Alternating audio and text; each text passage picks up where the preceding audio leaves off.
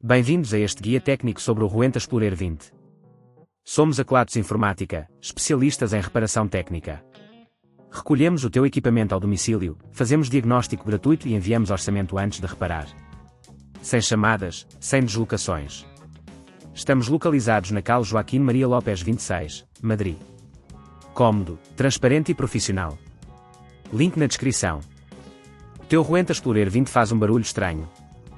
Este sintoma pode ser resultado de um motor de escova danificado ou sujo. Se não resolveres o problema a tempo, poderás danificar ainda mais o equipamento, além de que o ruído pode tornar-se insuportável. Para esta reparação, vais precisar de algumas ferramentas essenciais, uma chave de fendas, um multímetro, pinças, um aspirador de pó e um novo motor de escova compatível com o Rowenta Xplorer 20. Para começar, desliga o equipamento e retira a bateria para garantir a tua segurança. Em seguida, usa a chave de fendas para remover os parafusos que seguram a parte traseira do dispositivo. Após isso, levanta cuidadosamente a tampa, tendo atenção a não danificar os conectores. Agora, vamos localizar o motor de escova.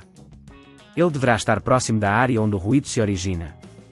Uma vez localizado, verifica se os fios estão conectados corretamente e se não há sinais visíveis de danos. Se o motor parecer danificado, usa as pinças para desconectar os fios, lembrando-te da posição de cada um para a fase de montagem. Agora, retira os parafusos que seguram o motor no lugar e puxa-o para fora com cuidado. Substitui o motor antigo pelo novo, certificando-te de que está bem alinhado.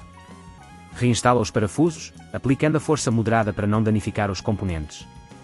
Reconecta os fios conforme a disposição anterior e verifica se tudo está seguro. Em seguida, coloca a tampa de volta e aperta os parafusos. Agora é hora de testar o equipamento. Liga o Rowenta Xplorer 20 e verifica se o barulho estranho desapareceu. Se neste ponto achares que é demasiado complexo, lembra-te que na Kelatos recolhemos o equipamento no teu domicílio e devolvemos-te reparado. Para evitar que este problema volte a ocorrer, é importante manter o motor e as escovas limpos, removendo a sujidade regularmente e evitando que objetos estranhos fiquem presos. Se não queres arriscar danificar o teu equipamento, na Kelatos recolhemos, reparamos e devolvemos ao teu domicílio em todo o Portugal continental. Link na descrição.